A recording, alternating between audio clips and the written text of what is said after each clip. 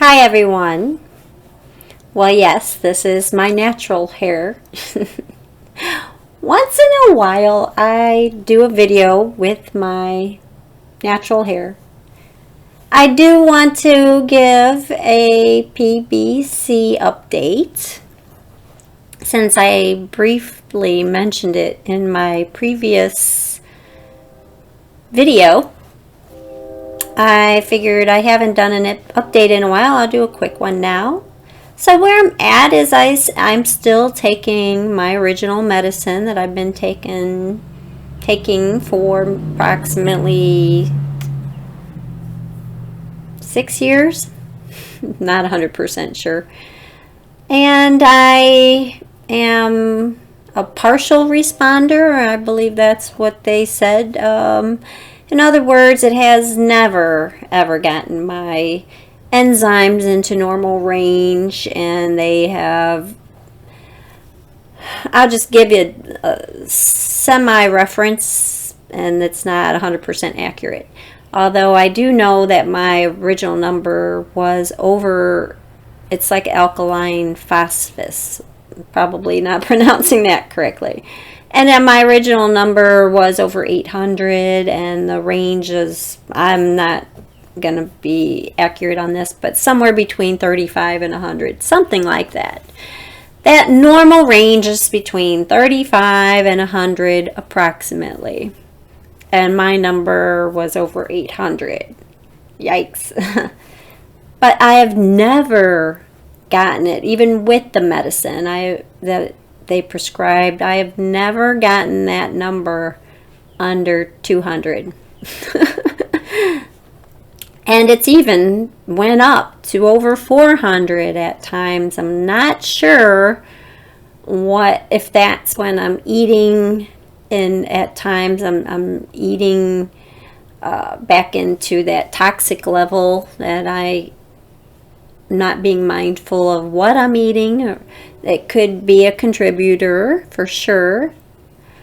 I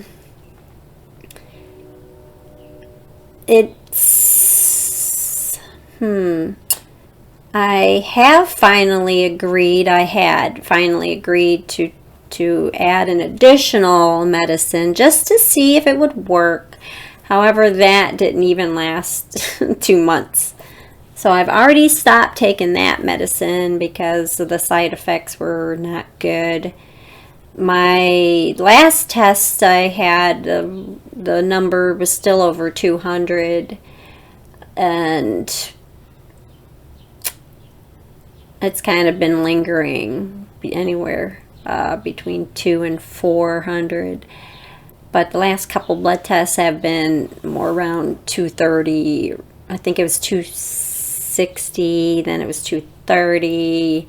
But I was taking that medicine at the time too when it was like 230, so it might have started actually going down with that medicine. However, I can't handle the side effects, which was just complete itching that was probably gonna be forever. I'm not sure.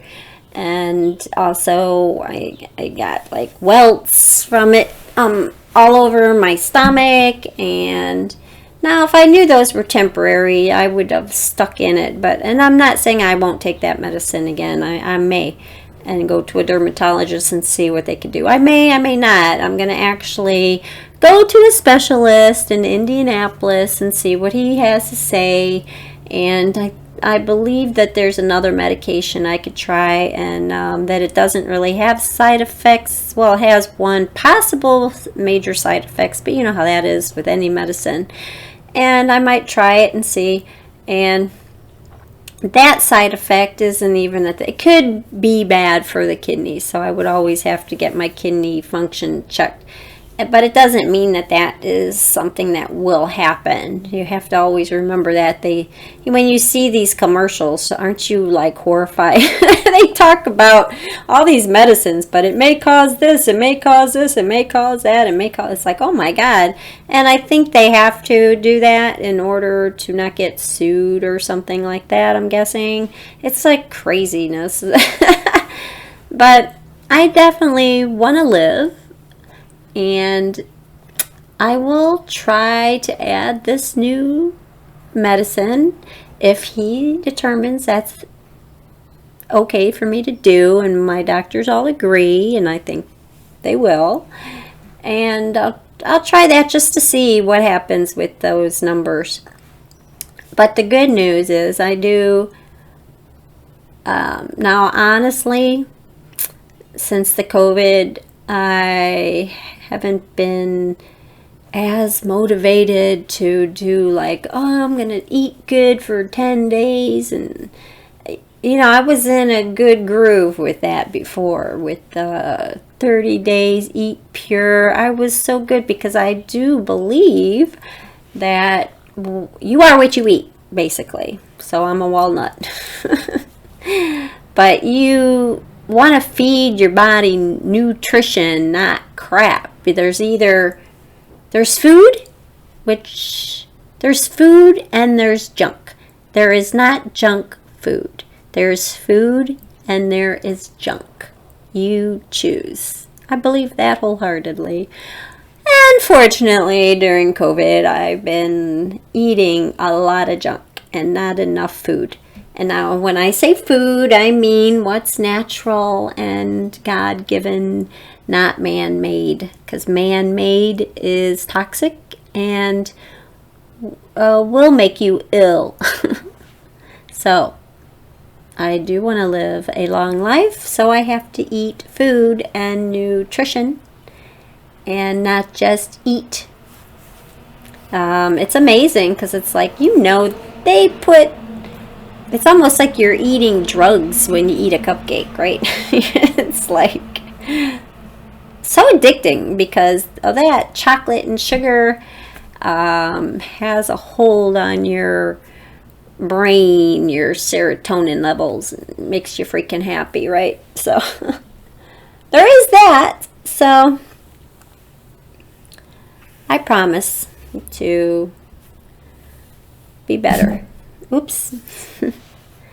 But I just wanted to give an update. And if anybody has been diagnosed, because I know when I originally was, I just was like, oh my God. Now, thankfully, I was diagnosed early, and I'm actually not in any, I'm not close to needing a liver transplant, basically. I may never have to have a liver transplant. I may end up dying of something else before my liver is even bad. Who knows, right? You never know. It's what we do when we hear these diagnoses that we get, like, I'm not sure of the word I'm looking for. We magnetize it and we make it like the fear can overtake you and the worry can just overtake you. And I can help you if you've been diagnosed with this, maybe even something else, but I have this perspective as far as when I was told the doctor was horrible. He said, you have PBC, and then he said what that was, primary biliary coagulation. I can't even say what I have. And you'll have it for 10 years, and then you'll need a liver transplant. And then the liver transplant, some people have liver transplants, and they get PBC again. And I'm like, what? He was a terrible bedside manner. No hope at all.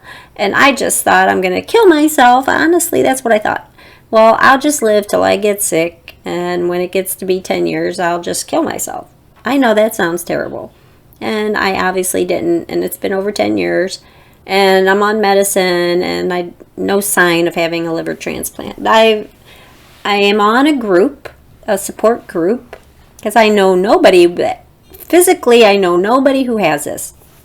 However, there are groups that I signed up for to get their insight, and thank God I did that. That was a good thing I did for myself, and so I'm proud of myself for doing that. And then I saw on there that I've been diagnosed for 20 years, and I've I've never, not even close to needing a liver transplant. There are opposite stories too of people who got diagnosed late and, you know, not the best prognosis. It's not good outcomes. So that's sad too. That's very sad. And that could have been me, you know, there by the grace of God go I. I always say that about anything. And mine just happened to be caught for being tested for my hyperthyroid that I used to always get tested for. They caught the liver enzymes were high, and so they investigated further and realized, oh, she has PBC. So, yes, I will always have to see a specialist and get blood tests every 6 months and see what's going on and see what else can be. And like a lot of things going on in the health industry, they continue to make advances. So they have actually, even in the short time I've been diagnosed, that at the time it was like, first there was nothing you could do, then there was ursodiol medicine, and now there's another medicine, and now there's another medicine. And so, hey, they discover new things that happen to work, sometimes by mistake, which I wonder if that's what happened with the medicine I'm about to go on, because I think it's actually cholesterol medicine, and I don't have high cholesterol, but they use it off purpose or whatever they call that, and give it a new purpose. So maybe someone was taking it and they noticed, oh wow, this anomaly that helped the liver enzymes. So either way, I'm open to taking medicine. I don't. Some people meet me and they hear me talk and they make assumptions. And no, I'm open to working in tandem with my God-given intelligence on what I can do and utilizing what the health field can do and making sure you have a doctor who you respect and who you know listens to you, because that's so key. And oh God, it's so hard for me to find. That's why I'm driving all the way to Indianapolis to see this doctor, who was actually recommended by that support group that I'm in. That a couple people raved about him.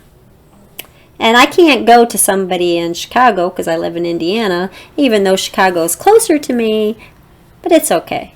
It's worth it. I mean, obviously, you got to do what you got to do for yourself, right? You're worth it.